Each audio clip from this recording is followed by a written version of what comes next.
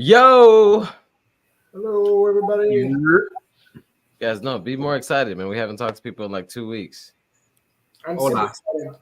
Hey man, I feel like I've been talking to the people for a lot. You know what I'm saying? In my DMs and all of that. They like, oh, how was New York? It's like I don't know. New York is New York. You have to wait till this Sunday. right. I had to be mum about it. I couldn't give up all the content. No, I mean, so like before we got on the show, I think you were eating a pizza that sounded like you were breaking a dish every time that you took a bite. So apparently, the thing with pizza, can you guys tell? I wasn't fully hip to it, so can you do it again? Tell me about like the whenever. So we're from the Detroit area. No, I mean, okay, I'm sorry. Hold on. I'm just saying. I know ever- what pizza's like. I'm just saying I haven't asked for the extra crispy. I'm just saying, Yeah. whenever I order pizza, I order well done baked. I like my pizza to have a nice crunch to it. I don't want no limp, like sad little slice. I want it to have some crunch. Like, Okay. that's normal. Yeah. I feel like that's not crazy. I mean, no, I'm not accusing. I feel like I'm the one that's out in the crazy land because all this got to be like nice and crunchy too, like the cheese and whatever you put on there. Yeah, Okay. it's not just the crust, which is great. Having a crunchy crust is Paramount. Yeah, Paramount. no, I mean, Even when I was eating like meat and stuff, I would want the pepperonis to have a little. They gotta around the edge. They gotta be a little crunchy, bro. mm-hmm. I mean, no, okay, like there's no accusations here. I feel like I've been missing out, like because now I'm picturing all the pizzas that I've had that I could have probably had crunchy crust, and like I don't know. I think I need to talk to somebody about this, maybe my mom or something like that. All those pizzas you've loved before. Yeah, I mean, I feel like all those pizzas that thought they meant something to me in life, I feel like they don't anymore, and they're just gonna have to figure that out. I might have to drop an album like Drake and let them know, Sorry for all the pizzas. Sorry for all the slices, But yeah, so after marathon, I mean, we as most of you guys know, we all ran a marathon 7 days ago today. So what's life been like? Let's start there. Like, it has been a lot of, dieting, a lot of water drinking, a lot of like healthy choices, a lot of like AG1 or something like that. Not a single bit of healthy food, except for tonight. Megan made a nice dinner. Other than that, it's been, give me all your candy, kids, because it's mine now. Okay. All right. Well, Halloween candy. Same for me. I've been actively working against myself in every aspect of life. Like I'm living life to the least healthy. I told myself I got a week. I got 1 week to do whatever I want to do, and then next week, once I start running again, I'll be responsible. But until then, I'm eating ice cream. I'm eating pizza.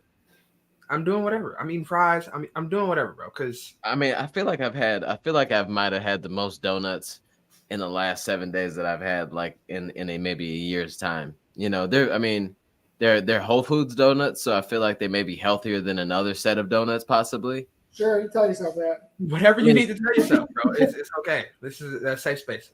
I mean, but then like I just feel like I've been making a lot of choices that made me feel good. You know what I mean? Yeah. Just like I feel like we used so many sacrifices and all that stuff leading up to the marathons, and it's time to let it go.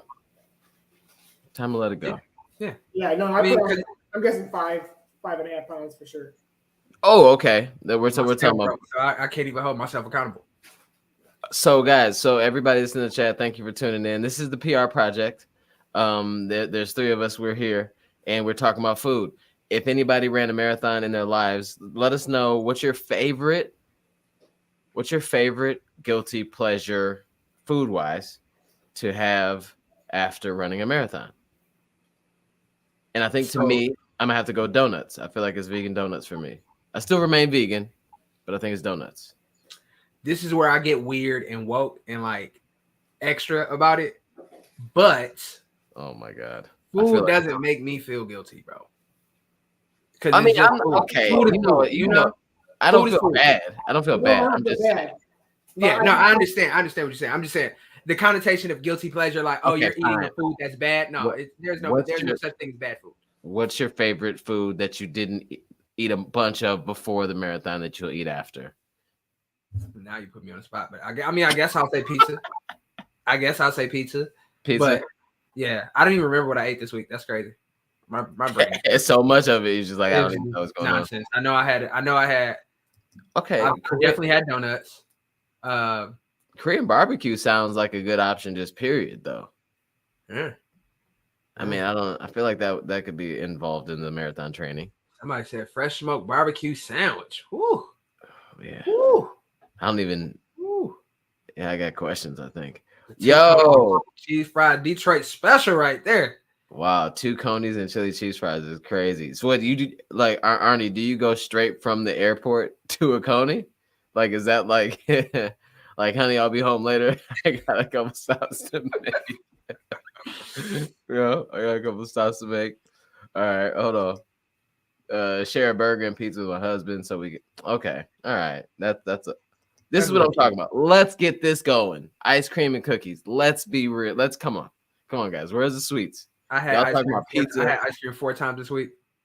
Gary, you're muted, but you're unmuted now, I think. Nah, he's still muted. No, you're still muted.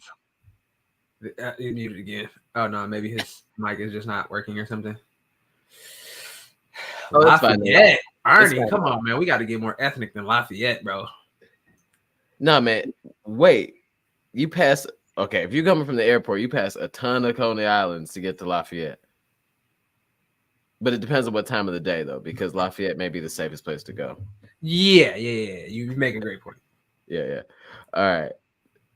Well, I don't know what's going on with Gary over here, but yeah. So let's we ran the marathon. We ate a bunch of food. Let's talk about a little bit about the PR Project Never Sleeps. So PR Project Never Sleeps was this really cool opportunity. Aaron and I went to New York City last year with New Balance to run the marathon. It was just the 2 of us. We went as PR Project, and we didn't really have any responsibilities really there. It was just like we were there on vibes, and they showed us some love, right?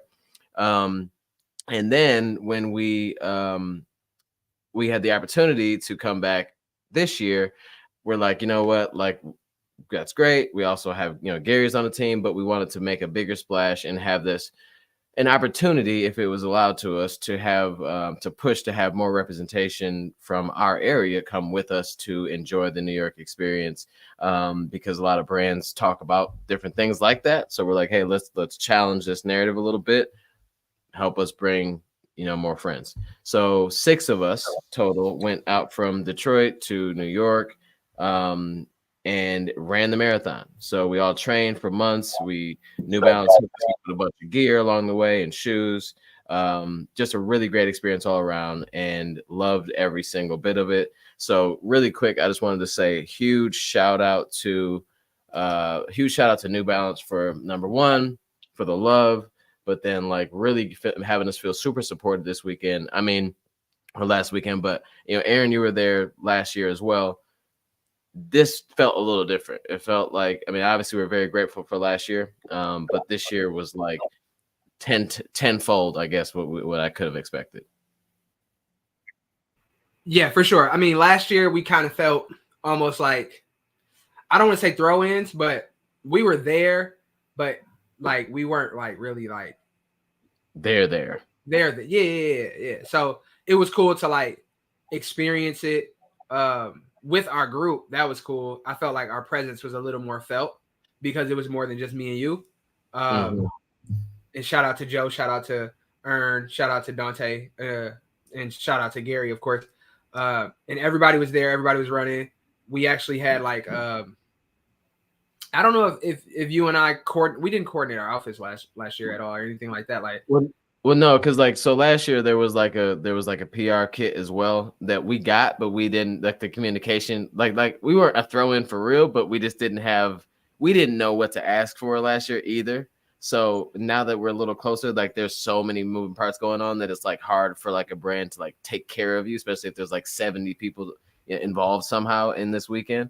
So last year we just didn't really know what to do, but we did not have any. I think we I think we just wore Tracksmith, and I think whatever we kind of wanted to wear. Yeah, so we definitely felt more included this time around. We were a little more clear with how we wanted to position it, so that was cool. And then, I mean, race day was much better than last year. Last year was hot and miserable, and everybody was just kind of like everybody's attitudes were just like even leading up to the race, it was like yeah, because everybody's checking the weather every 10 seconds. Like, is it still going to be 1,000 degrees? Like, yeah, I think so. yeah. So just the vibes and the atmosphere was so much higher. Shout out Shannon. Shannon was out there. Like, we saw our friends from New York. Like, everything just came together like in such a poetic way almost. It was just like a reunion of the run community that always happens at these major races. Like, you see all your friends that you normally interact with online, but you don't see in person as much.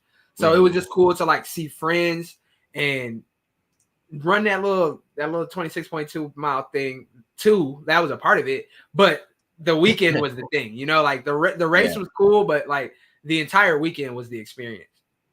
Yeah. No, I thank you for segueing perfectly into this new NYC weekend events. So there was a lot of events going on. Obviously, as you know, like majors have so many different moving parts. This year, it was really cool. We got the opportunity as soon as we landed. We met up with the NYRR. NYRR is New York Road Runners.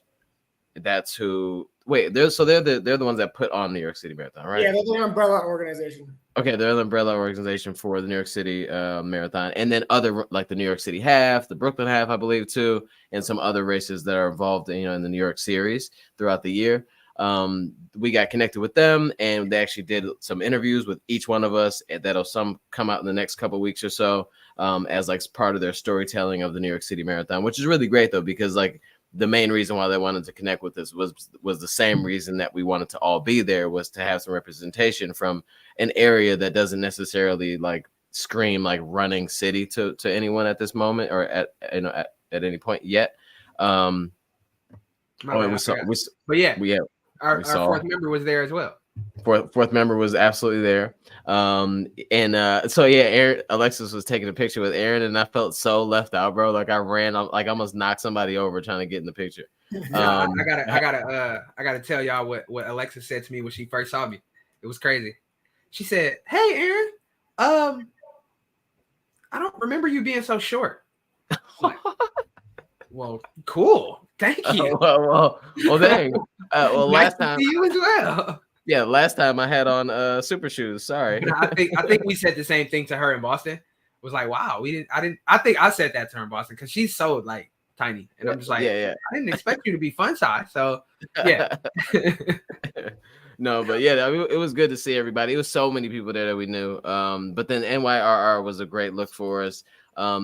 That Friday night, I had the opportunity to be on the Run Your Way panel with some really cool people. Like, and I kind of knew that they were cool people, but they weren't like really on my radar. Cheeto Vera, Harry Hudson, a musician, and then Jess Moval, who everybody knows is the running world coach.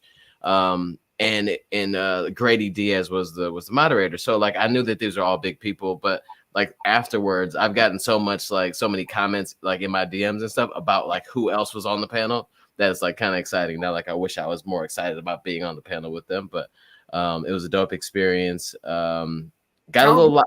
Tell them who covered it. Like,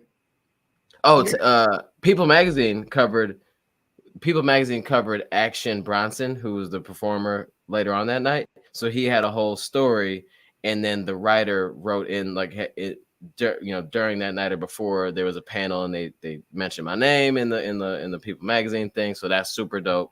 So of course, knowing me, I found out who the writer was, and I DM'd him and say, "Great article, bro. Let me know if you need any more stories." So maybe one day we'll see what happens. And then the next morning was the biggest shakeout to ever have happened. Ever. There's never been another shakeout that's been bigger. I don't know if that's like a thing that needs to ever happen again, but right. But they did such a good job though. It wasn't like chaotic to me, it wasn't as chaotic as it could have been. Yeah, because in my mind I was like, how are they gonna pull this off? But the space was huge. The space was huge. The space, like the capacity of the place was, I think 1,300 or something like that. I believe they possibly had 1,500 people in the shakeout, and they had it perfectly close enough to a path. You only had to cross one street. But I heard no one complain. Right. It was a great vibe. All the people got to meet all the influencers that they wanted to, like Matt Choi and just everybody was there. Kafuzi, just name any influencer that whatever, they were there. And it was just great. It was a good vibe. And then, yeah. So I know people are probably like, okay, we're on this episode because we heard that someone's going to be on the show. We're burying the lead for sure. We're burying the lead for sure. But speaking of influencers, of all influencers, I'd like to bring on our guest for the day, TrackClubBabe. How are you? Hi guys, thanks for letting me come on. Yeah, no, thanks for waiting. I mean, we were trying to like get some things going before you came on with all the energy, and we didn't want to let you steal our show. So how's it going? Good. We are, after all the excitement and craziness of New York, then this week has been kind of mellow in comparison. I mean, we were like going nonstop all weekend. Yeah, what was your favorite part of the weekend, if you have like one that stands out? Jeez, like the race was, I mean, we're going to get into the race, right? The race was pretty brutal for me, but I would probably say the race, because I met so many people on course and just like had moments with people. I like saw Aaron on the course. I was like, Aaron, as he passed me looking good. Yeah. I remember seeing you, but, I don't remember in what mental state I was in. I know I saw you and I smiled and I said, hey, I'm like, but I don't know if I was dying or not. I might not have been dying yet, but I think you're still like looking good, feeling good, better than me. But like, we had so many good events leading up to it, but I really think like race day was like pretty cool because at the pace I was going, I was allowing so many people who knew me to like come up on me and then talk to me. And then I kind of gave them good luck for the rest of their journey. I got to ask you though, how does I know like this, it was a tougher day for a lot of people than they expected. Like for me, for sure, it was a tougher day than I expected. And there is that moment where like people know you and then they're like catch you and then they go, oh my God, how you doing? Come on, you can do it. And it's like, you've been like hyping people up this whole time on Instagram and like different platforms and coaching. Like, how does it feel to be like in a moment where you can give someone else some good energy for them to kind of keep doing their thing? Yeah, I mean, it was really fast. It was funny because like New Balance gave me something that said TrackClubBabe on my front, but I didn't have anything on my back. People like recognized me from my back. So they'd be like coming up behind me like, TrackClubBabe. It was so, I mean, like, people were just so amazing. They gave me so much energy during the race, like just saying really kind things. And we would just be like, I love you. And it was just like, those were like the best moments of the whole weekend, just getting to talk to people on course. And I mean, I was literally like, it was like pulling a dead carcass the whole race. But those moments still were like really special to me. That's awesome. I was like taking pictures with people like on mile 26, which is, I was actually dying by mile 26. Like, when is this thing going to be over? No, you're a superstar. You're a superstar, and you get the superstar treatment when you're out there on the course, even when you don't want it. Like, especially in New York, because like all the runners are superstars in New York, right? Everybody that participates is like, I was telling somebody, I'm like, this is the thing right now. Like in the city, this is the thing. Like it's marathon weekend. People know that. People come out specifically for that. And like last year, I died, but people were still like, it's weird. Like you don't want to make eye contact with spectators when you're walking. You like, hang in there, you can do it. Like, no, I can't. Like this is over. It's over. Everything is over. So yeah, it's like the double-edged sword of running in New York City. The enthusiasm is unbelievable. Yeah. But it's like, do you really want to have to deal with that when things aren't going the greatest? But it turns into a party, and it's just like, okay, let's have fun, let's enjoy it, let's take in this energy and try to give some of it back. So it was crazy out there though. Yeah, it really was. And honestly, it was just like so cool to just see people that I knew like the whole way or that knew me and just get to interact with them. And that really made, I mean, it was already a tough day. So it made it like sweeter, you know? So like, I'm obviously still suffering, but like it's sweet suffering. Yeah. It gave a little bit of like an energy boost too. Like even towards the end of the race when I knew I wasn't going to get my goal, I Yeah. was going to pick it up a little bit because I saw somebody I knew, whether it was like my in-laws or Kafuzi or Yeah. like Ricky Rock Live, you know, like, okay, I'm dying here, but I'm going to pick it up because I got a little bit of energy from seeing somebody I know, which is always nice. Yeah, for me it was like I had a better time last year, you know, even in the heat. But so like this year, like I had to like flash back to like I had a really tough race in Boston 2022, and I didn't have any fun at any point in that whole day. Like it was just like struggling and just trying to make it work and just angry kind of. And as soon as like Sunday wasn't going as well as I wanted it to, and I could tell it was going to be a really tough last like 10 miles or so, I just kind of like decided that whenever I had an opportunity to, I was going to say hi to people that knew me and smile as much as possible. And it made the day, it made a what could have been a miserable like day turned out to be like not so bad. And it was really cool to then go back and see a bunch of different pictures and moments that like I would have on any other moment been terrible and like just grumpy and like head down. But now I have some good content out of it, like in some good moments though, like in actual memories, like, oh, I remember smiling at you at mile 26, even though I was dying, you know? Yeah. No, the people made the course and it made it so that you're not like, so that's not all pure misery, you know, because it was, I mean, if you have a bad day, it's tough to have a bad day, but you know, I saw my family during it and then just so many people on course. And then the spectators obviously are amazing. And I saw Kafuzi too, I think towards the end, right? In the last couple miles. Yeah. Is that where everyone saw him? I didn't. Yeah. I did. Not mile 19 maybe for me? Yeah. 19. For me, yeah. He was before that one, whatever that bridge is. It was like, Willis Bridge. Yeah, it was like right before that I saw him. I wanted to like, I saw somebody before him that kind of warned me that he was going to be, that he's like, oh yeah, Kafuzi's right up there. And I'm like, dang it, now I got to run for at least like this period of time. Yeah, and I have to look good. Yeah, I know how his videos go. Like, I don't want to be not running. You know what I'm saying? Or like walking. Yeah, exactly.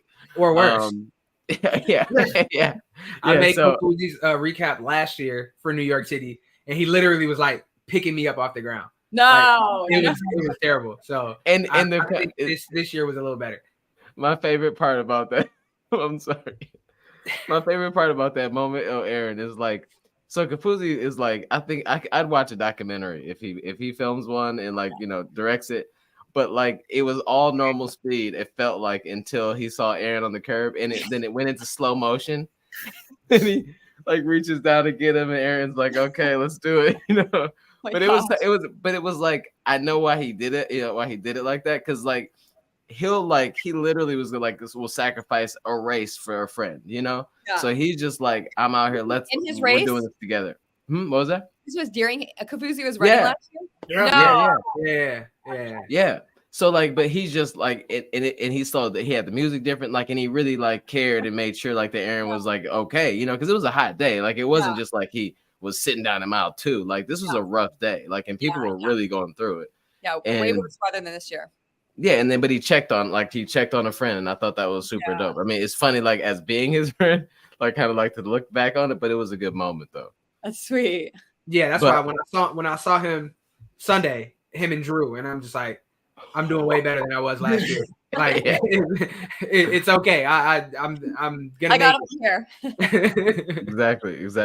Put this in the video. Look at me. I'm on my feet. Yeah. I hope he hasn't done he did the marathon recap already, I think. Yeah.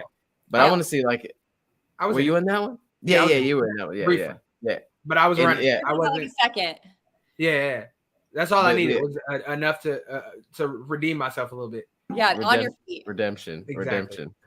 But yeah, let's ask you some questions if you don't mind, Kim. Okay. So like I think that it would be cool to start because I don't know the whole history. What's like when did you start doing, like, was it content first? Was it coaching first? How did it work out where you started getting into this space? Yeah, so I started running in 2012, and when I started running, like that's when like the OG bloggers were happening, you know. So I think they started probably back in like 2008 or 2010. So people were blogging. So I was like, I want to do a blog. So I made my blog, TrackClubBabe.com, and basically I was like writing for myself, you know. I would like write a big long blog post every night. I was only my only reader. And my sister was like, you really need to like get an Instagram to like tell people about your blog. And I'm like, I did not want an Instagram, but I joined Instagram just to get like to help my blog like feed it some life. And eventually like I realized like it's really hard to bring people to a party and it's a lot easier to go to a party. So I just started doing my like long form captions on Instagram and just focusing on that. So I posted every single day since March of 2017, and just sharing any and everything.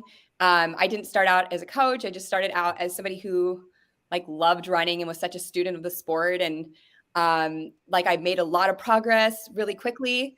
And then I like lost it all because I overtrained for like a long period of time. And so then I was like in a couple year funk and not knowing what I was doing. And then through that kind of figured out a better way for me to train. And that's how my husband and I started coaching. And my husband's like a 218 marathoner. So he's a really great runner. He self-coached from a 410 to a 218. So we both have had really interesting trajectories with our running. Did you run in like high school or college or anything like that? I ran 1 year in high school. Like my senior year of high school, I wanted to join a team because I felt like the team experience would be cool and no other sport would take me. And I was on our cross country team, and like it was because there was no other girls that would do it. And I was horrible. I came in literally dead last at like the finals. I didn't know this. My friend looked it up and found it for me. I just didn't care. So like it didn't bother me that I was dead last. Like it never registered. Like I just found this out like a couple years ago because my friend found it out. But like I was literally coming in last. I had stress fractures in my shins. I was so slow, but I didn't care because I was just like, I'm on a team. you know? Right. So that was and then I like decided to run a marathon at the end of my senior year of high school. And so then I retired from running then for like 10 more years. So it was like, I did run 1 year in high school, but it's like, it was more like a hazing experience. It was like, I was not good at it. I was completely injured. I forbade my parents from coming to watch me because I'm like, I'm so bad. It's so embarrassing. Like you cannot come. Did you say hazing or hazy? No, hazing. It was like hazed. Yeah, it was like bad. I was not good. I didn't know what I was overtrained. My coach didn't know what he was doing either, right? So it was like one girl, I'm like a high school girl, and he was having us do like 10 to 13 miles a day. So I was just injured and tired, you know? So I just had no idea what I was doing. Now I'm like, oh my God, I should not have been doing anywhere near that. Like I could have done like a couple miles a day and that would have been more than sufficient, you know? Yeah. And you just know how to train a lot better. It's like, it's sad that I didn't know how to train at that point because especially young female bodies are like so like fragile. And then you like totally overwork it like that. And then in my mind, I thought I'm like not cut out for running. Like my body, like I always get shin splints. I'm always just tired. So yeah, I did have a year of running then, but it was like, I didn't know what I was doing. So it was just a disaster. Do you have young like high school like girls that you coach now?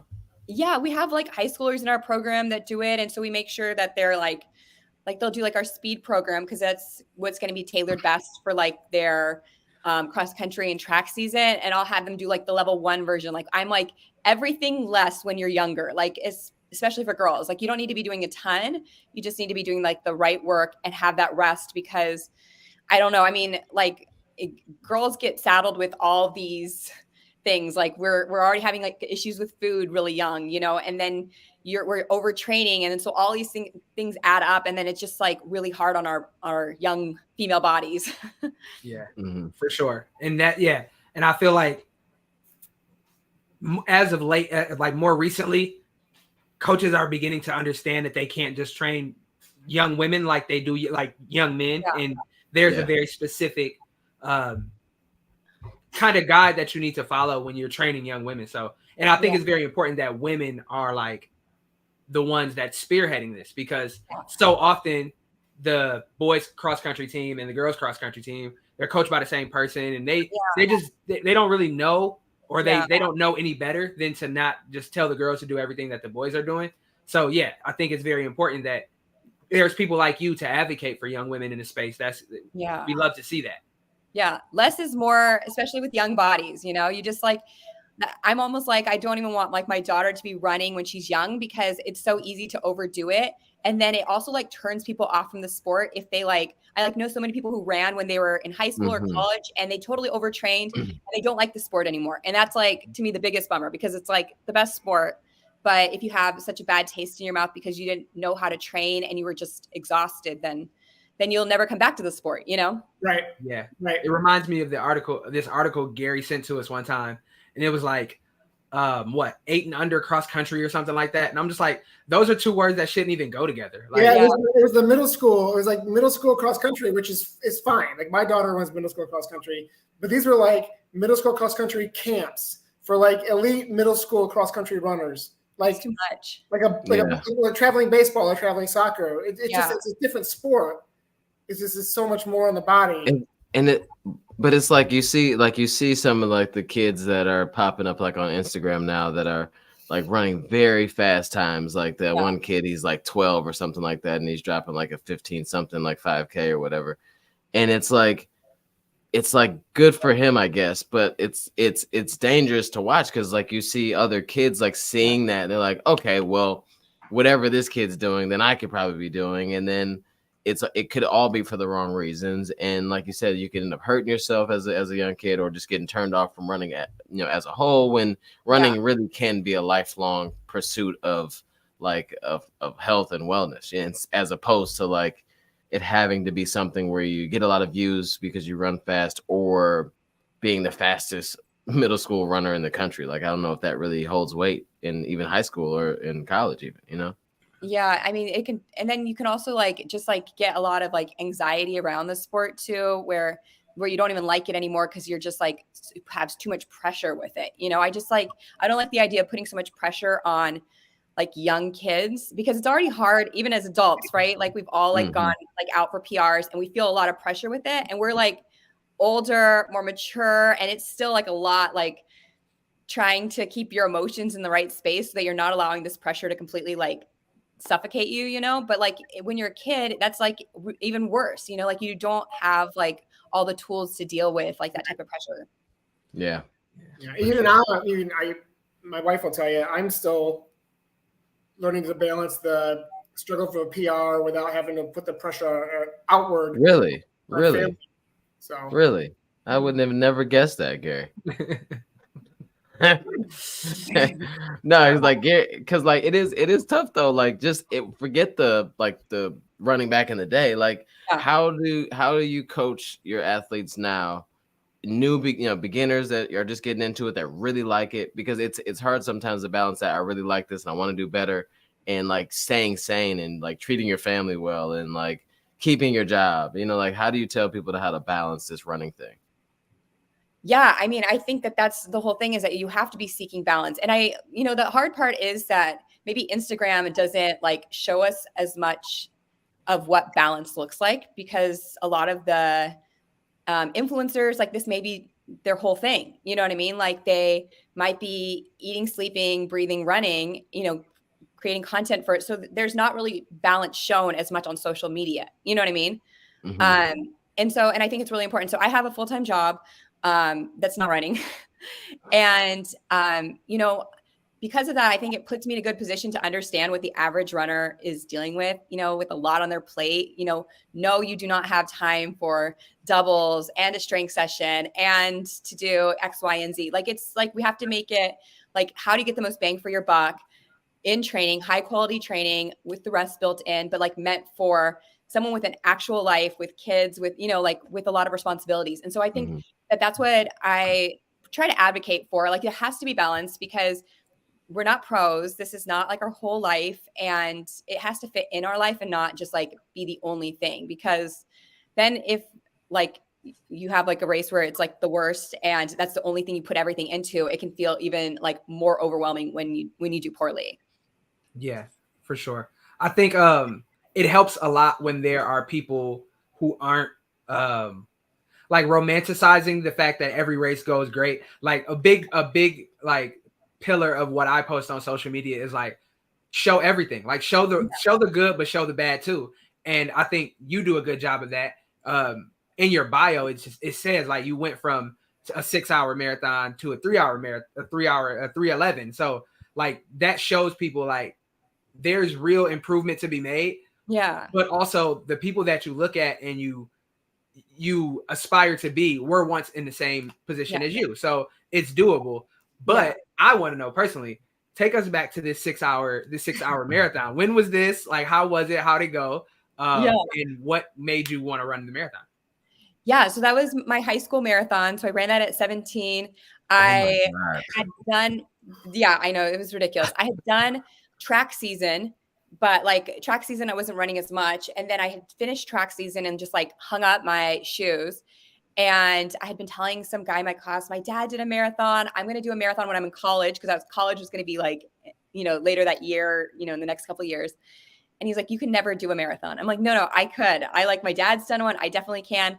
And then I found out that Rock and Roll San Diego was happening that weekend. This was like back in 2002. So you couldn't just like sign up online. There was like not online sign up. So I like went in person to the expo, signed up at the expo. I hadn't run a mile in a month leading up to it. And it was a bloodbath, but I did it. Like I like my knees wouldn't stop bending at mile 17. So I was like walking without my knees bending.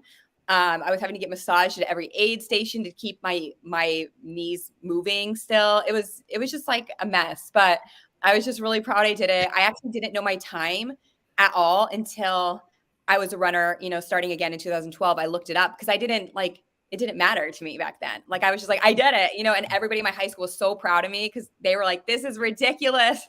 I was wearing my medal all around high school, just like we did after the marathon, It was like our senior week of school. So I'm just like, we have all these like random events. I'm just wearing my medal around because I can't walk either. You know what I mean? Like I didn't train. I can't walk.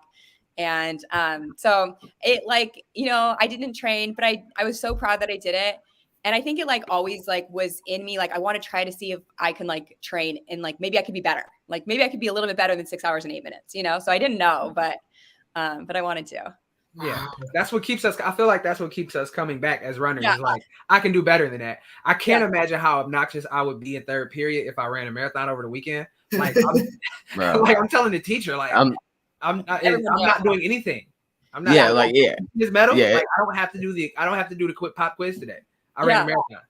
No, I was milking it. I was for sure milking it. We had all these different like award ceremonies during this week, I was like walking up so slow to them, like because I literally couldn't walk, but I'm like just holding up my medal. I'm just so happy. And the funny part was though, for me, it really was like the accomplishment of doing a marathon. And I like love that I never knew my time. Like for 10 plus years, I didn't even know what I ran. And it like didn't matter to me, and then nowadays, you run a tough time and you're just like embarrassed and devastated. And it's like, wait, like it's the accomplishment just to even do it. And we like so lose sight of it. Once we're like actually in the running world and like the running community, then we lose sight of just how huge the accomplishment is. But like, I love that 17-year-old Kim was like, I didn't even know my time because it was not relevant. Like it literally didn't matter. I didn't know that I was like last in my age group because that didn't matter. Right. Yeah, I like that you said that because it is like once you get to a certain point, like in running, it's hard to like to be thankful. I mean, maybe not thankful, but it's hard to like look at your time for what it really is, and like it's really special that we can run whatever we just ran. I mean, because there's so many people that lined up that same day that didn't finish for whatever reason, or finished well behind us when they had plans to finish before us, whether, for each one of us.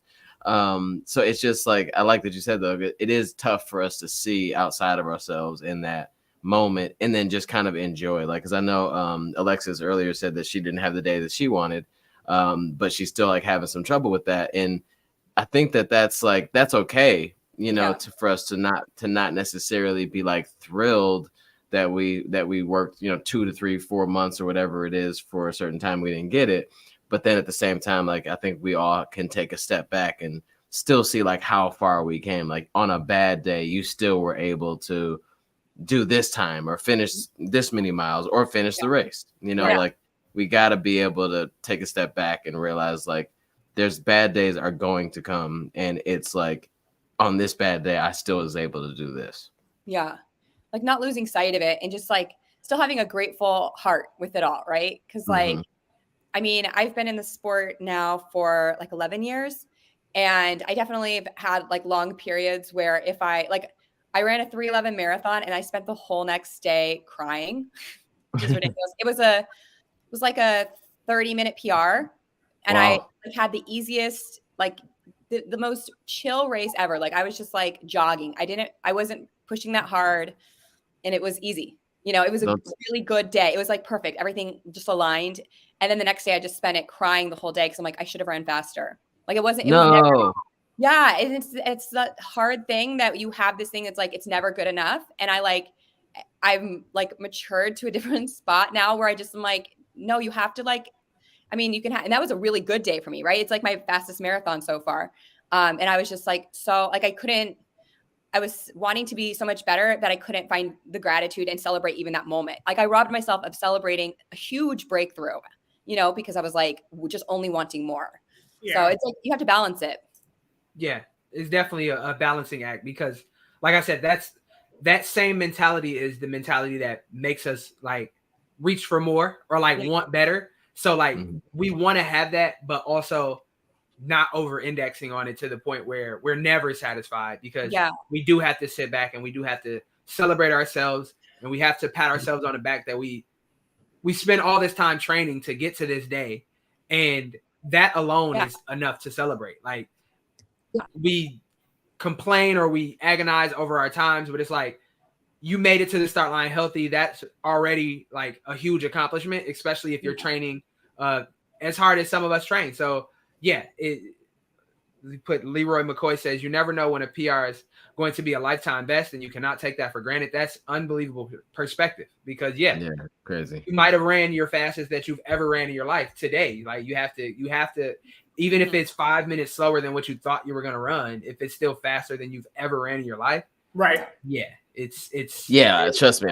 I've PR'd before and then like kind of like 10 seconds later, it's like, man, I coulda, it's, I like that you gave the nod to Aaron to you saying like, that's a good thing to have is kind of wanting more and kind of keep pushing, but it's a very slippery slope to being to just not being happy with anything really. Yeah.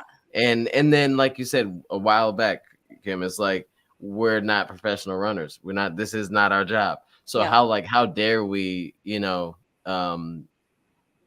take any of this for granted and take it more serious than it really needs to be, you can be upset and be like, you know what, because I wasn't thrilled with New York at all, like by far. But it's just like, all right, I was able to find some fun in there somewhere. And especially on a course like New York, because to finish a course in a time that's respectable, it might not be a PR, but a time that you feel like decent about, that's something to brag about because New York is tough. That's the toughest course I've ever run on, and so far anyway. So I'm going to come back to 1 year for it, but it was definitely. We're signing up Gary for a race for up Everest next year. We're gonna have him run up Everest, and then just we'll get back to you on that. I mean, honestly, I think like I know people. I haven't heard anybody say it, but like people kind of. It seems like people kind of imply that Boston is the hardest course, like ever. And I don't know if people say it out loud, or it's just like how it just comes to how people just kind of perceive it. But New York is way harder than Boston. Way harder. I think it probably is. I mean, it's also like hard just starting going up. Like, I feel like you're like already like when it's supposed to be the ease of the race, you're already like, I was like, am I at altitude? Because I just ran the Boulder-thon at altitude. I'm like, I feel like I'm at altitude. Like the sun is very hot and I don't have any breath right now. Yeah, no, that's amazing. So let's talk to us a little bit about your race. You said it wasn't the day you wanted, but like let's talk about like from start and like some of the high points and low points along the way, and then crossing that finish line. Yeah. So I guess like the really short like background to it is like I have basically not been running for like 5 years. Like I took like 8 months off, 9 months off, 3 months off within these 5 years, and then everything else was like 2 miles. And I was pregnant and postpartum for some of it, so it was just like I like do not have a base. And then leading up to this race, I was doing 20-mile months, so 5 miles per week. So I literally had no base for the months leading up to it, and then I had a 10-week cycle. So I went from the week before I started training for the 10 weeks, I had 3 miles that week total. And then I started my 10-week build. So I literally was going from a 3-mile week. Then the next week I did 23 miles, and I did 23 miles for a couple weeks. And then I peaked at 35, which is not a lot. not what I'm used to. I've done before a lot of miles before. So I already knew like it was going to be like, I was like, I'm going to train hard so that way I won't suffer as bad in New York. Like I'm obviously going with no base, but I was like really optimistic that I could make something happen. So I was doing all of my tempo work and everything like that in the 730s to 750 range for like long stretches and feeling good. And then thinking, okay, my like a BQ time for me for New York would be 8:24 pace. And so that was kind of like, okay, that I should be able to like hit that if I'm doing all my tempo work in the 730 to 750 range.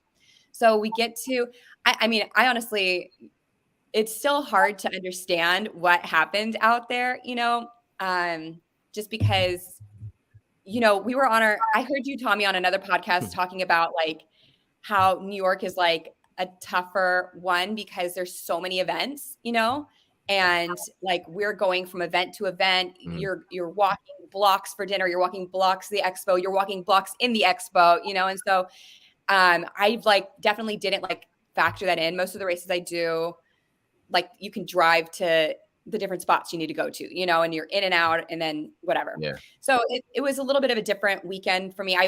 I woke up Saturday morning after like I had events from 7 a.m. to 11. I think I was at the panel till like 11:30, the New Balance party. And I woke up Saturday morning, my legs were trashed. I had like my legs felt horrible on Saturday morning because I'd been on my feet all day. And then I had like sweat the bed like I was sick. I was like, oh, this does not make me feel good about tomorrow. Like I was starting to stress out that like what's happening with my body. It's like already exhausted. So then fast forward to the race, I like from the first mile, it felt hard, but I'm like, oh, it's okay because it's straight uphill. That's normal. And then like after that, I'm like, okay, so now I need to like be kind of hitting my stride. And like aerobically, like there was never ease, which is like really tough because there should be like, 20 miles of ease, right? Or like it should not feel hard from mile 1. So it was like aerobically hard from mile 1. My heart rate was like in the high 170s by mile 5 at like a pace that was like 40 seconds per mile slower than what I had been doing all of my like long tempo work in. My body was just like exhausted. It was a mess. And I don't even, in my tempos, I do like low 160s. I never go up to almost 180, So I was like, but I didn't know this during the race. I'm looking at this after the fact, seeing like, oh my God, I'm like maxing out at mile 5 at like a slower for me pace. So then at mile 3, my hip flexors were like, they were in pain. I don't know how that happened. It must have been like the hills or something. I don't know. My hip flexors were in pain. Then every muscle in my legs declared mutiny, like sequentially. My hip flexors went first. Then like my hamstrings were next. And then, so it was just a combo for me of both aerobic and physical pain, and where every step hurt. And so it was just such a long, for me, it was a really, really long day. Like if there's never any ease, even from mile 1, that's like tough. Like I had that at Boston before, but I wasn't in physical pain. So I had the no ease. And then I started physical pain at like mile 3. And I'm like, oh my God, like I still have so long to go. So it just was like, I was just dragging my body along there. Like I said, it was so wonderful. Like seriously, even though that race was so hard, like the best part was seeing like people everywhere. They were so encouraging to me. Like nobody cared that I like looked like I was like dying out there. Like they didn't care. They were just like so nice and so encouraging. And that like gave me so much life out there. But it was brutal. Like honestly, like I don't even notice that the course was hard or not because like I was fighting my own battles. Yeah. You know, it's like when you feel good, like you're attacking things. When you feel horrible, you're like hanging on, you know? So survival mode for sure. It was like survival from the beginning, which is just so tough. Like I was just bummed out because I'm like, it's hard when you're just like holding on because I like wanted to enjoy the course more. And I wanted to enjoy like the spectators more and just like, and I really tried, like I was like faking it till I made it, you know, like with like, I would go past sections and just like try to get the crowds going. Cause I'm like, well, maybe this will make me feel better. And then like by the end, I was not able to do that because I had like I totally tapped out. But I was doing everything I could to like try to make it into a good day. It was, I mean, there was no resuscitating my body. There was no resuscitating the physical pain. It was just, I was just in survival mode to the end. But, you know, I was doing my best to be like, you know, because I was feeling sorry for myself. I'm like, you know, as a working mom, I sacrificed so much to even make those 10 weeks of training happen. You know, I'm like, I should be working, but I'm running. I should be with my daughter, but I'm having to do a run in the dark, you know, in pitch black on the trail, you know? So I'm like, I sacrificed a lot. And so it's like, like, this is tough to have like a bad day. But then I'm like, no, like you get to run this, like it is a good day. Like it's okay. Like, you know, and I've always been so performance, like I'm such a type A performance focused person, but I've like gone through really tough, like several years. So I've had to like shift my focus from that and just be like a lot more gentle to myself, you know? So even when I'm having a tough day now, I'm not like mean to myself anymore. I'm just like, come on, you got this, old girl. Let's go. You know? So yeah, I mean, that's all you can do on a bad day. Everybody has bad days for, you know, any reason. And with the marathon, you are given so many more variables to make it a bad day, right? Like so many things can go wrong. Sometimes all of them go wrong at once, you know, but like it's such a long distance that really a lot of things have to go right to have a great day. And then when it's not your day, then it's a very, very, very, very long day. Yeah, for sure. Yeah. So you mentioned being a mom and making it work with being a mom and having all these responsibilities, but we got a chance to talk to you after we collected our thoughts and got cleaned up after the race, and your husband was there and your daughter was there, and you just said that you were so happy that you were able to run and you would stop and you would give your daughter kisses on the route. Like how important is it to you to show like your daughter like your mom can do hard things? Like is that something that you think about when you're out there when it does get tough? Yeah, you know, my daughter came on all my long runs with me. So she's like used to cheering mommy on, you know, and then like I'm usually like kind of like pretty performance focused. So I would never have thought of myself as like the type to go and just like give her a kiss. But then I'm like, she's such a good girl. She's like standing out there for hours just waiting to see me. And she's so little that like she could miss me if I don't like go and acknowledge her. You know what I mean? Because there's like it was so crowded, you know, it was so crowded out there. So it was like the highlight for mommy to come and just like, I mean, I just was only there for like a couple seconds, so it didn't affect my time or anything, but I'm glad that blame it on her daughter. Blame it on, it's because I ran so slow because I was just giving Clark kisses. Right. It's all your fault. Not at all.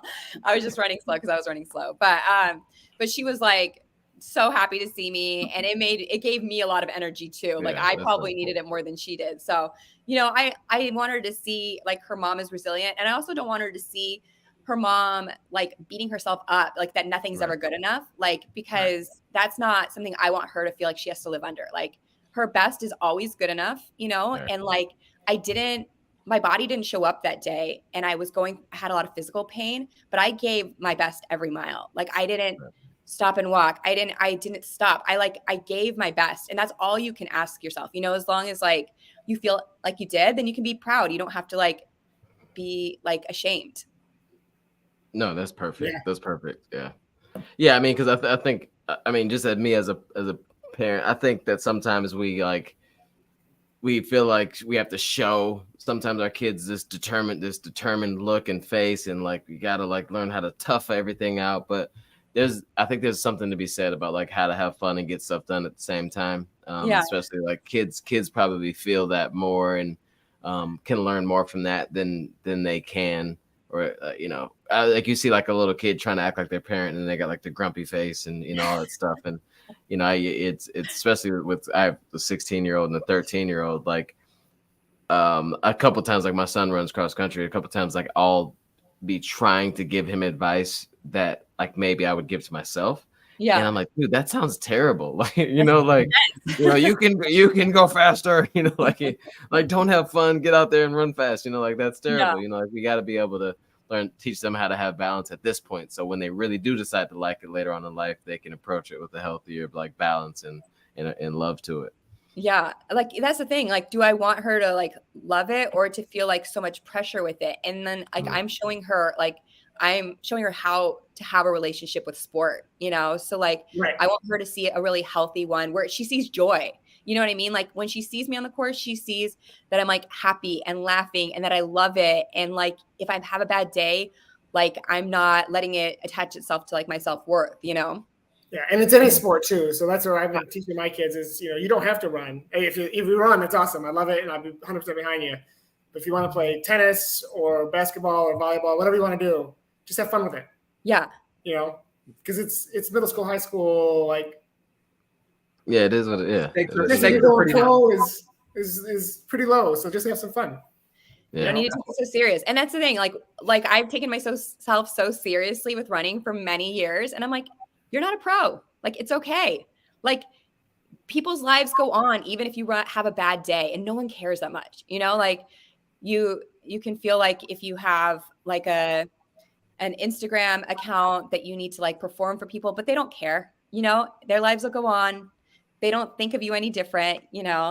But so you kind of like I've had to have my own reckoning with all of that so that I'm in a healthier place, and so that none of like when I was out there having a bad day, my only thought was like, geez, this feels bad. Not like I wasn't thinking anything about like my potential and my worth or anything, because that's how you can feel. Like it's when you're having a bad day in a race before I'm thinking, oh my God, I'm not cut out for running. I'm never going to run fast again. And those thoughts weren't like coming into my head with this because I've done a lot of work over the years to get to a much healthier place with my running.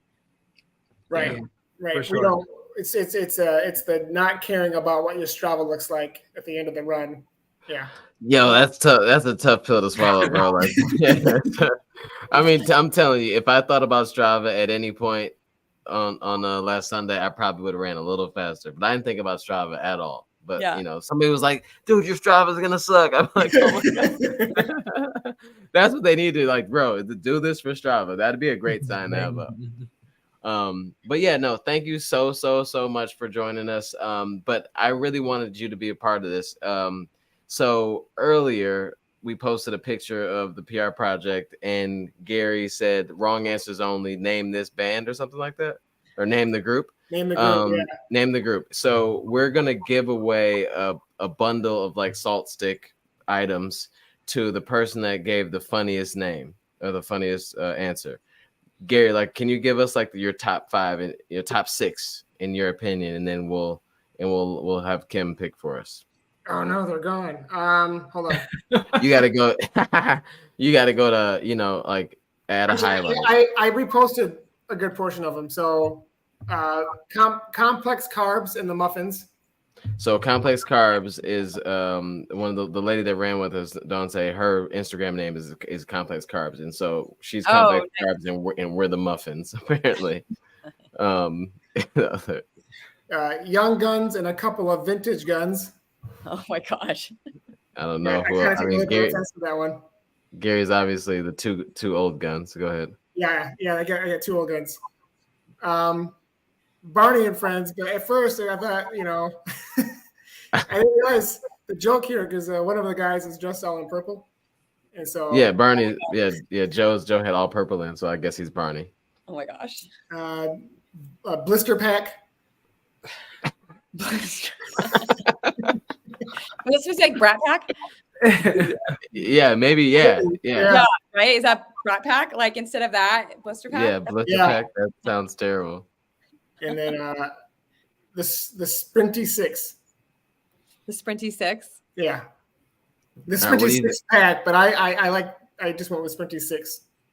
I feel like it's between the first one, complex carbs, and the muffins. and blister pack. All right, so we need a tiebreaker. We're narrowed somehow. down. We're narrowed down. We're narrowed down. So we in the comments, what's funnier? What's the funniest ones? Complex carbs and muffins or blister pack? And then by the end of the episode, we'll have a good answer and we'll do the giveaway. Thank you so much, Kim. Thank you guys. Where can people find you? Yes, you can find me on TrackClubBabe on Instagram, and I talk running all day, every day there. And thank you guys so much. I loved meeting you guys. Tommy, you were awesome on the panel. Thank you. That was like my first day meeting you, and I got to hang out with you guys in our VIP warm tent. Oh yeah, we got to talk about that. This morning, which was great. Oh my God, thank God for having that little warm space beforehand. And then it got really warm during the day, so we probably didn't even need it. But anyways, thank you guys so much. You all are the best, and I will see you soon. Thank you so much for joining us. Bye, guys.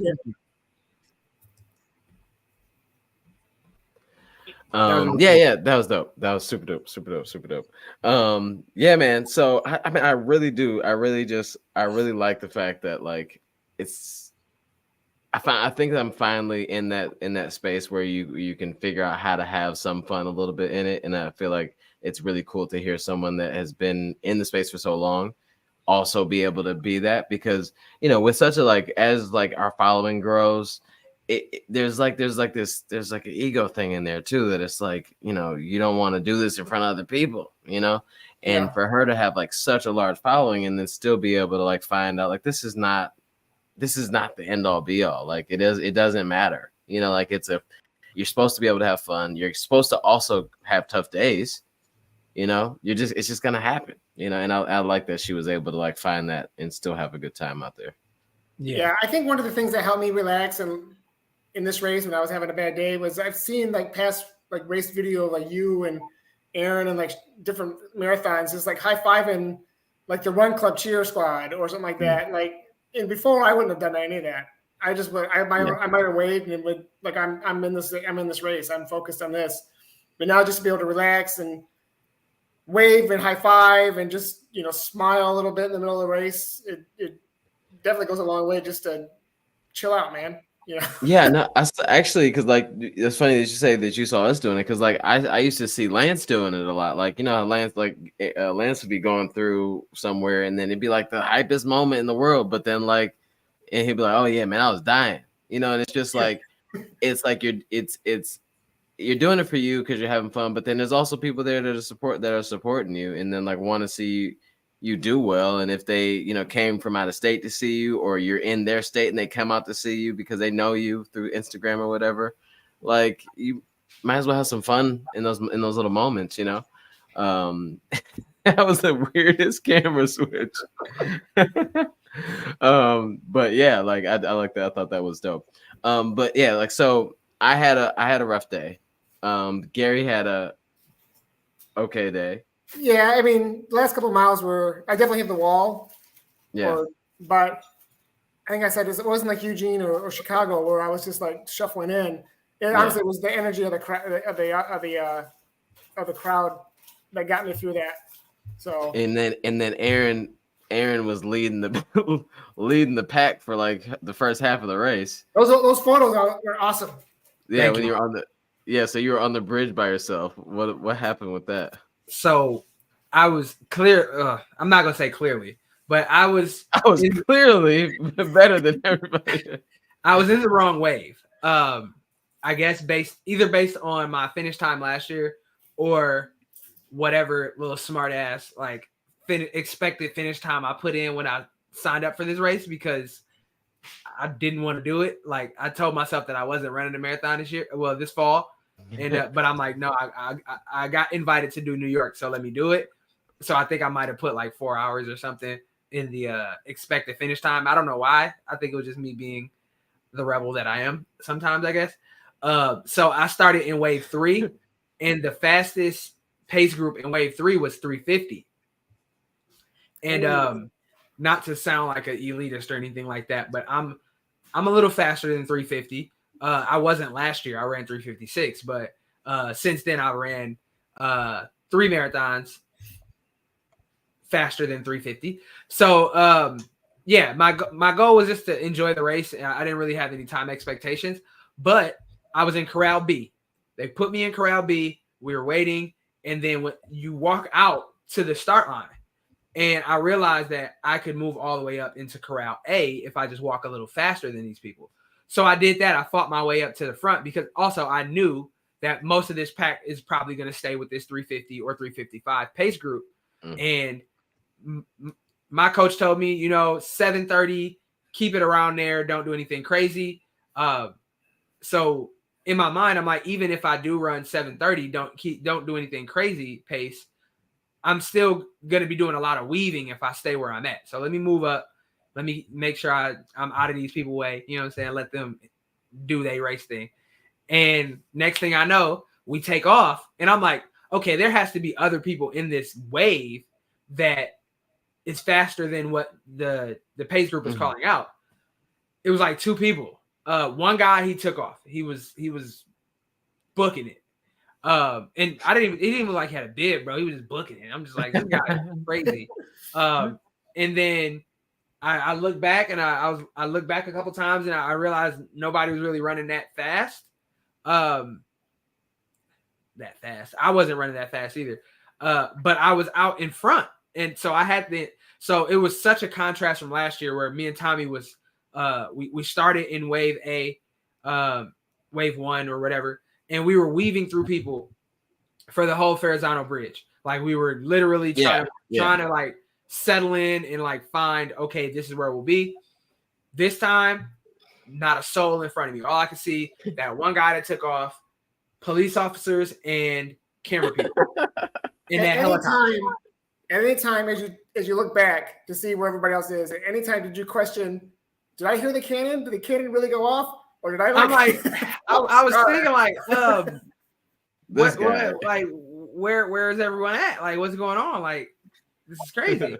It was weird because I was a little, I was like, wait, they are starting, what was it, America the Beautiful? I'm like, they're starting this dangerously close to the start time because we're supposed to start in 3 minutes and they're just like starting America the Beautiful. And I'm not that familiar with America the Beautiful. So I didn't know how long this song would last. But they finished like 30 seconds and he was just like, okay, on your mark, boom. And I'm just like, whose idea was this? You've done this twice today already. Like, yeah, more than that probably. It was crazy. But it was crazy to run like by myself on that bridge. It was unbelievable. It felt like I was running on Belle Isle Bridge in Detroit, like on a random Wednesday or something. Like, it didn't feel like a major marathon. Like, it didn't feel like there was 10,000 people behind me in the same corral. Like, it was crazy. It was just crazy. How long did it take for you to catch up to other people? I started catching wave 2, probably the walkers, because there were walkers probably at mile 4. But you was like kind of solo for that long? It was like me and like 5 other, because they had the colors that go over over the bridge. So it was like me and 4 people from above the bridge and like 2 people from below the bridge. And that's crazy. The course was bare. It was bare. All you could see was people on the side. Like, I'm looking at everybody. I'm talking to people. I'm like going through the water stations nearly by myself. Like, it was surreal. It felt great. But at about mile 8, I started really catching up to like the back of the pack of wave 2. So then the race became like a world major at that point. But for the first 8 miles, it was like me and like nobody else. It was so crazy. It was so surreal. So Ashley Mateo, I think who you met like I think last year somewhere along the way here. She ran with MasterCard. Was it MasterCard? Yeah, MasterCard is one of the big things. So MasterCard. Yeah. And she started 30 minutes before everybody. Her and like a friend. So she was by her. Her and her friend were by her. Yeah. So her and her friend were by themselves for. She said it took the elites until like mile 7 or 8 or 9 or something like that to pass them. So like I saw her and finally caught up to her at mile like 17. Like, and they were just like alone for so long. All their pictures are alone on these big streets water stations, everything solo, just those two. And that is so crazy to me. I don't even know if I'd want to do that. Like, No, what's the point of being at a New York City marathon and literally running in a street with you, just you and your friend? Because no one's ready to cheer yet. Because they haven't seen the elites go by. They're probably questioning, like, are those the elites coming? You know, like, you know what I mean?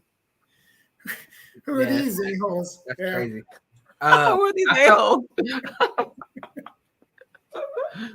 I feel like I caught the crowd at a good time because like everybody had already passed. Like the first two waves had already passed, so they seen all these people. They had time to like recover, and then it's like little old me coming up, like, look at me, hey, yeah. And then it was crazy. I was petting like dinosaurs, like, you know, the people in the dinosaur suits. Like I'm petting the dinosaur and all that kind of crazy stuff. Oh my god, it was crazy, having too much fun. It was crazy. I was enjoying myself. Gary, when did the old marathon give you an uppercut? I remember my in-laws were going to meet me at 119 and first, and I remember counting down the number of streets, a number of blocks, getting up to that. Like, if you could just make it to there, like, and I think I was at like mile number or block number 79. Like, if you could just make it to 119. And this is before I saw Kafuzi. So like I was hurting just counting down block after block after block. So I didn't realize First Avenue was going to be as hilly as it was, or not hilly, but like as big of an incline as it was.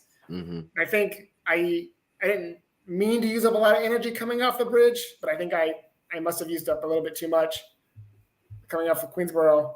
But I just remember counting down the blocks, like, okay, I know they're going to be there. You know, and that gave me a bit of a boost. And then I saw Kafuzi not too long after that, and I had to look good for the camera for that. And then I saw the Willis, which wasn't very high. Is that, you know, it wasn't a long bridge, but in my mind, it just looked like it went straight up in the air, and I went, "That's it." Yeah, that's it. Hey, I'm telling you, the Willis is so crazy because it's the shortest little bridge, but it is steep. Yeah, it's steep. Yeah, but my legs are like tapping out. Yeah, I think so. I think for me, the wheels started falling off. I think maybe like mile 16 or something like that. So early, you know. And it was just like I felt it happening though, like for a while. So I used the bathroom so many times before. You know, we had the tent, the bathrooms were back there. I, you know, like, not to get all weird, like I went to the bathroom multiple times in there, and I purposely stopped drinking so I would, like I normally do, right? But I think I might have been over cautious with the hydration, possibly, because by the time I got to the start, I'm like, oh my God, I think I gotta go to the bathroom. Everybody else apparently was ready for this and had bottles of their own. So they were doing their business without getting like caught doing it. You know what I'm saying? Yeah, I did not notice any of that because there was porta potties in the corrals, which I used twice. No, I'm talking. Yeah, so my porta potty lines were just ridiculously long, and so like by the time we made it to the start, like on the bridge, there is no porta potties up there. You're just out there. Right. Then I'm like, because we were just waiting, because I got there maybe 10 minutes. I got to the start line maybe 10 minutes before it started. So I'm like, oh my God, I go to the bathroom. And then everybody else around me is like, had like Gatorade bottles, and they're just, you know, whatever. And I'm like, I don't know, I don't have a bottle, and then I'm not going to get disqualified from this race by getting caught like doing that. So I'm like, forget it. Maybe it'll just go away. So like, I had to go to the bathroom from the start all the way until like eventually I was running with Ben Johnson, and I told him at mile 12, I'm like, bro, I gotta go to the bathroom. I told him at mile 10, I'm like, bro, I have to go to the bathroom, and he was like, just run faster, and you won't think about it anymore. So I just stopped thinking about it, and I kept running, and then by mile 12, I was like, no, I have to go, and he was like, all right, well, if you find a bathroom, I'll slow up for you. I'll slow up to about 6:40 or something like that, so you can try to catch back up over time. And I'm like, all right, so fine. So I find a porta potty, like, and I dart off because like they're not like right on the road. They're like over the sidewalk, and I almost killed this little kid. Like I didn't walk over, like I ran to it, and I like had to dodge this little kid. Got in there, was like cussing at myself because like who has to do this at mile like 12, 13, you know?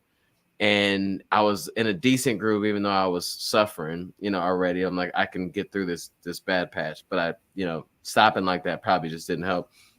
So I got it back on the road, finally caught Ben. But by the time I caught Ben, I think I had probably been pushing a little harder than I probably would have if I just stayed with him, you know, trying to catch up because I needed somebody to run with. And then from that moment on, by the time I caught him, I almost should have never tried to catch him because like by the time I caught him, it was over. It was over. And there goes my race. Yeah. I was tempted a lot to use the porta potties, but I just kept trying to push out of my head, you know, because I've never used it in a race before. I didn't feel like this is the race to start. Oh, I thought you meant you were trying to push the bathroom, the thing that you had to do with the bathroom out of your head. I was gonna say, Gary, I don't think you could do that. Yeah, no, you know, like Ben was saying, you know, just see water like squirting out.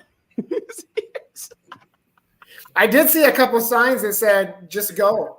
Like, don't stop, just go. I'm like, well, I'm not doing that either, you know. I'm not even gonna lie to y'all. I'm not even gonna lie to y'all. I almost just maybe mile 5. I was like, if I just, you know, but that's 21 more miles with Smelly. Yeah, it's smelling. But I think it's harder than you probably think it is. I asked myself, do you think I could do it? You think I could probably do this? And I think I could. Well, we'll test that. Test that next marathon, Boston, 2024. No, I'm gonna use the porta potties plenty of times before I get to that. But I mean, all in all, like I love that so Ern. Okay, first, real quick, shout out to Ern. Give a round of applause. Big PR for Ern. I think it was a 7-minute PR. Yeah, something like that. 7-minute PR on a very, very, very, very, very difficult course. Ern, and then Joe got a PR by like 20 seconds or so. So I think Joe ran what 302. 302 something. Yeah, big shout out to Ern and shout out to all of us, really. Shout out to Dante too. Put in a lot of work to get to this race, had a lot of fun. New York is a very big thing, you know, like it's like I don't think that I think one of the ways to do like marathon major weekend is to like have as much fun as possible, try to stay off your feet as much as possible, but enjoy as many things as you can. And then there's also like that, like once you do a bunch of these, maybe you just come in and act like it's nothing. You get your bib, you go eat and sit in the hotel, like, and act like there's nothing going on outside, you know, because a Boston's different. Boston, I was mentioning, Kim said, I mentioned on a podcast, like Boston, you can pretty much get dropped off by your Uber and then only walk 3 or 4 blocks in for an hour and get to all the places you want to go to. In New York, everything's so spread out. You got to get in Ubers. You got to figure out subways. You got to walk to here, walk to there. New York is definitely a tougher marathon to like explore before. Yeah, especially because the city's so big and they have every borough wants to celebrate in their own way. Pop-ups in all these different places, and it just takes so much like planning and concentration. Even Chicago isn't like that. Chicago seemed to be a bit more central. Yes, Chicago's kind of like all down near the water, really. Yeah. But New York is just kind of like all over the place. But I'm just happy that we all still, at the end of the day, we all had a good time. No one was complaining about anything, you know. Race related, of course. We had a good time, and it was I think it was just PR project Never Sleeps was a complete success in my opinion. And I think someone commented and said that Sid from Pioneer sent me a hoodie and a crew neck, and then on the note he said PR project took over New York. That's nice. And that was just dope to have somebody say that. And then also somebody in my comments of whatever we posted said, where does someone get a PR project singlet? And I'm just gonna leave that there. I think that I mean people want to do PRs and run, and people want to have their own personal PR projects. So, I thought the kit was nice. I really enjoyed it. I only got 2 PR project singlets, and I'm a founding member. So, yeah, I only got 2. So, I don't know where you get them. I don't know. I'm just saying, you know, maybe one of these days it could be a thing. But yeah, man, I number one, thanks to you two for, thanks to you two for just helping this show and helping me and all that stuff, keeping this show going, obviously, and just doing this because it's so much fun to like talk to you guys. But then like bringing friends with us and doing like a bigger thing, it was just such a dope experience that I'll never forget that. And I hope hopefully PR project goes to a bunch of different places, and maybe get some passport stamps sometime soon. That would be sweet. That would be sweet. I was cleaning up my house, something that I've neglected for the past 12 to 14 weeks during training. Yeah. And I thought my legs were fine. I thought, by Thursday, I was back feeling like myself. But today, I squatted down like to get something from under my bed, and my quads was like, "Nah, bro, we not fine. Like, we still hurt." No, your quads. How y'all body feeling, bro? That's really what I want to add. Your quads had overheard your thoughts about maybe running again, and then your quads was like, "No, let's tell them no." I feel pretty decent. I feel like I picked up a couple things, and I feel like my quads are all right. I haven't done anything like at all. Like I've done more stretching than I have, like in the last week. And I'm just talking about like I'll wake up in the morning just to stretch in the morning. I'm not like doing anything special. But I feel like maybe that's helping. Waking up not sore at all is weird. Like, like I'm not tired. Your Achilles like are tight, or like you feel like maybe your hamstrings or something. But waking up and like feeling fresh is such a foreign like feeling. Like, because when you really in the thick of training, you wake up and you gotta kind of loosen up every day. But now it's just like, oh, this is how I felt. This is why being sedentary was so cool, because like you don't feel bad. But you're right though. It's that I may go back to that. I may go back to that now. Stairs every morning, and when you're in the middle of training, you're like, okay, that's sore. Yeah. But now it's like, oh, all right, bro. Them first couple days after New York, bro, them stairs and me was not cool at all. Well, let me tell you, bro. I think at one point, I was gonna go to the doctor. I think because my quad, I had never felt sharp pains in my quads before, like one of them, and it was really weird. Like it was pretty bad one day. I just didn't touch the stairs. Yeah, no, but I'm cool now. So at work, I work on the second floor of my job, and sometimes I take the stairs.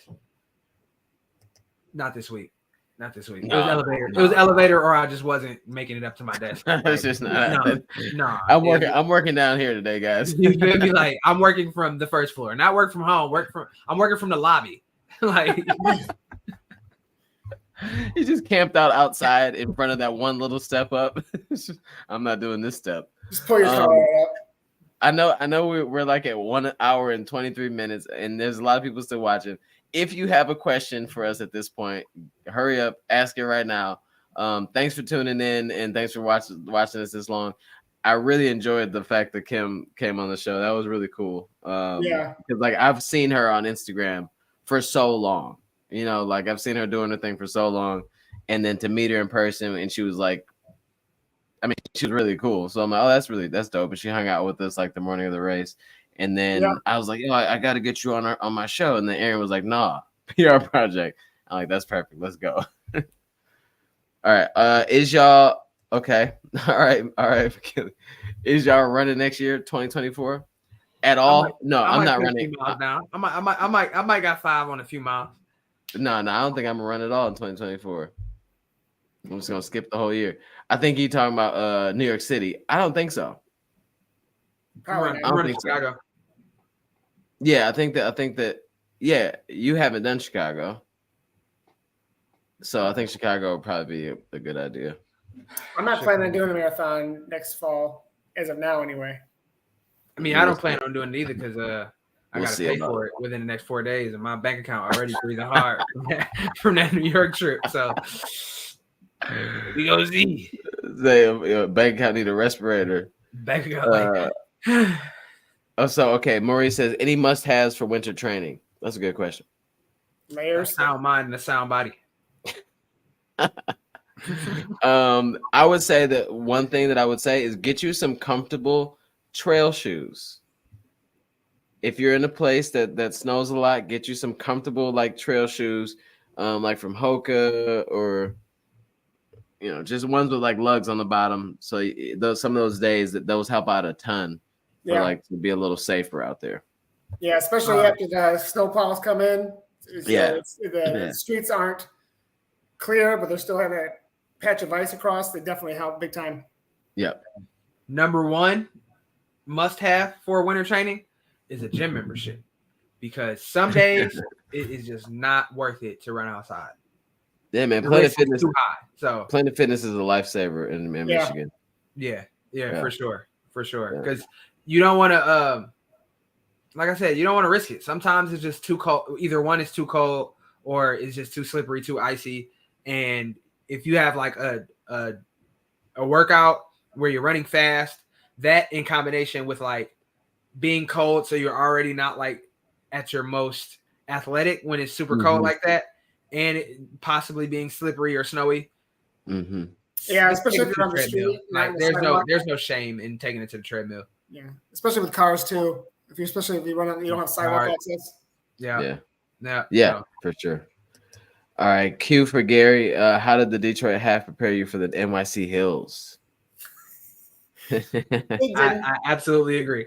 Yeah, I think what prepared me for the hills was just doing hill work around my area. But I think I mentioned this in one of my posts.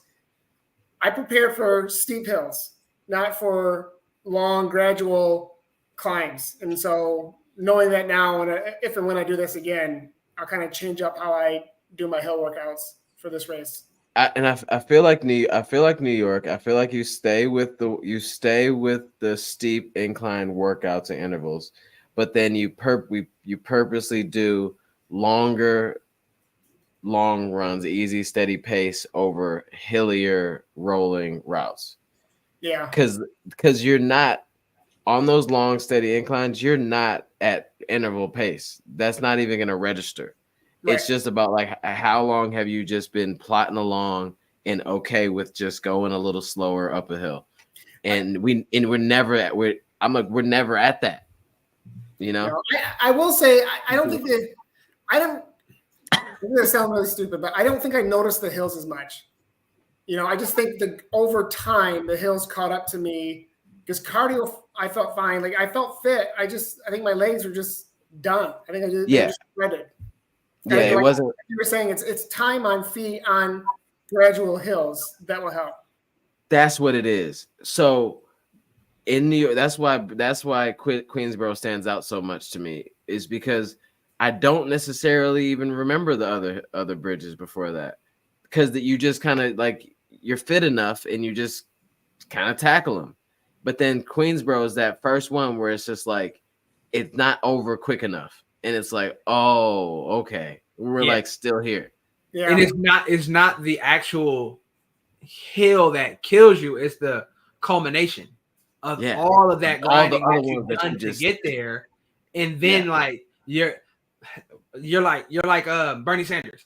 Once again, I'm calling on my legs to get me through this hill. And eventually, your legs aren't there anymore. Yeah, eventually your legs are like, no, you ran out of attempts. Like, try again next week. Yeah, because every hill, I think every single hill had a downhill. Like every single hill had a recovery. It's just that at that point, you just spent, because even the recovery was doing damage to your legs. Especially your quads. Yeah, at one point I saw a downhill along the way, and I was just like, "This means nothing to me." So, yeah, exactly. It's like bench pressing like 50 pounds, right? It's like this is not hard, but if I try to do this 100 times, eventually my arms are just not going to do it anymore. Yeah, and eventually I won't even be able to do 10. Yeah, Right. Yeah. Like that's literally what it is. Like those Central Park hills aren't terrible, but they're enough on your legs because for the last 3 hours, you've exposed your legs to so much. And mentally, you're just like, yo, this is it. And I think that's the difference between New York and Boston, where Boston's a net downhill, and then they've got some 4 hard hills at the end. And everybody talks about those 4 hard hills, not mentioning that it's a downhill course for the most part. I mean, Ryan Hall's record doesn't count because it's a downhill course. Yeah, net downhill, yeah. Yeah. So where New York is, it's nonstop. It's nonstop. And even Ern points out, even at the end, when you're done with the race, it's nonstop hills. You're exposed to even more. No, yeah. That last, I was walking with Gary after the first 800 meters of walking after the race, and you turn left and there's this little hill, and I like yelled out like more hills, and everybody looked at me like, bro, I don't know either. And it was that walk. We don't even need to talk about that. That's a sore spot for everybody, I believe. All right, so this is a good question before we wrap. Go ahead. I will say that orange Gatorade in the backpack, lifesaver, the greatest Gatorade I've ever drank in my life. Like bar none. Like I that was the first thing I took out the bag when I was walking away from the race. You know what? I didn't even think I had mine. I literally ate and drank everything in that bag before I got out of the park. Yeah, the whole time I was walking, complaining to Gary, and the whole time he just eating. Like, what are you doing, bro? I was starving. I was so hungry. Gary pulled a pizza out of his bag. I'm like, yo, what is happening? But it was crunchy. It was a good crunchy pizza. A good crunchy pizza that's been in the bag for like 2 hours. Okay, yeah. So Alexa says PR project team for Believe in the Run Winter Grit. I don't know. That sounds like a good idea. 4th member. I don't know. We'll have to have a meeting. 4th member. And she made sure to clarify that we can all join a team that we can all join. Yes, absolutely. Yes. Yeah. Everybody. Yeah, not just the four of us. All of us. Yeah. So I think we can wrap this one on up. Did we choose a winner? We did not choose a winner. Hold on, Mom. There we go. Winner. So, okay, do you guys? I think it's 3 of us. So we can't. I think complex carbs and muffins won. Yeah, I would agree. Do we all agree? Okay, yeah. Complex carbs in the muffins won. It's Allison. Allison who? Allison from from DC. Believe in the Run.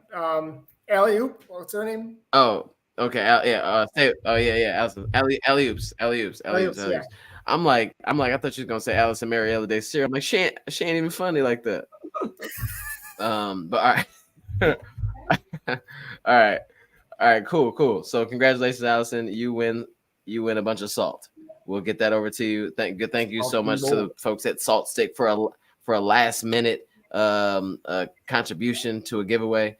Salt Stick came in handy, I think, even though I didn't have the best day in the world. I don't think I was dehydrated or whatever as sodium depleted as I was after Berlin. So I'm gonna keep on keeping Salt Stick into the. Quickly, I did do the Run with Sally. Taped my my salt taps to my gel, and that worked out pretty well. So thanks for that idea. And then 2, thank you to Mrs. Bailey for putting up with my salty language throughout the. Oh man, yeah, Gary. I didn't even know Gary was such a potty mouth type of fella. But yeah, he was there the whole time. Yeah. Well, I wish next time we do a PR project excursion, I think we just got to have a camera with us at all times and make a little mini doc so you can catch all the personalities of the PR project. That might not be a good idea, but okay. Good to bad idea. I think that would be a great idea. But all right, guys, and all right, people watching, thank you so much for tuning in. If you're in the Detroit area next weekend, pull up to my pop up on Saturday. Yes, pull up on me. No, let's not glance over that. What's happening? I'm hosting a pop-up shop for my brand Exercising Demons on Saturday, November 18th from 12 p.m. to 4 p.m. in downtown Pontiac, Michigan. If you are in the area, pull up, come buy some stuff, come hang out with the gang, come say what's up. It's going to be cool. It's going to be like kind of like art exhibit / streetwear event. So yeah, pull up. It's going to be dope. For sure. Yeah, it's going to be awesome. Thank you. All right, y'all. Peace out.